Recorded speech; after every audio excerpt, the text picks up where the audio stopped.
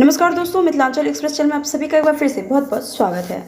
जब से दरभंगा एयरपोर्ट की शुरुआत हुई है तब से हमारा चैनल लगातार इस कोशिश में जुटा है कि आपको दरभंगा एयरपोर्ट से जुड़ी हुई तमाम खबर लगातार अपडेट करते रहें।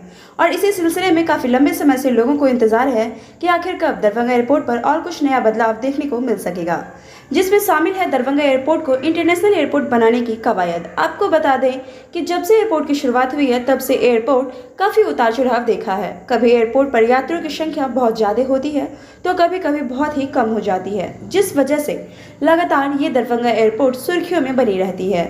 वहीं आपको बता दें, जल संसाधन मंत्री संजय झा ने कहा है कि दरभंगा एयरपोर्ट को अंतर्राष्ट्रीय स्तर पर बनाया जाएगा। उन्होंने ये भी कहा है कि एयरपोर्ट के लिए पहले सिर्फ 31 एकड़ जमीन की मांग की गई थी, लेकिन मुख्यमंत्री नीतीश कुमार ने जब यहां निरीक्षण किया तो उन्होंने केंद्रीय मंत्री से बात कर नाइट लैंडिंग फैसिलिटी और यहां टर्मिनल बिल्डिंग के निर्माण के साथ साथ इसे अंतर्राष्ट्रीय स्तर का बड़ा एयरपोर्ट बनाने का अनुरोध किया है।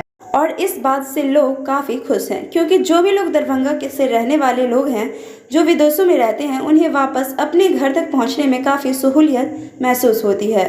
तो दोस्तों, आपका इस बारे में क्या राय है? अपना विचार कमेंट सेक्शन में ज़रूर हमारे साथ साझा करें। फिर मिलते हैं एक नए अपडेट के साथ। शुक्रिया।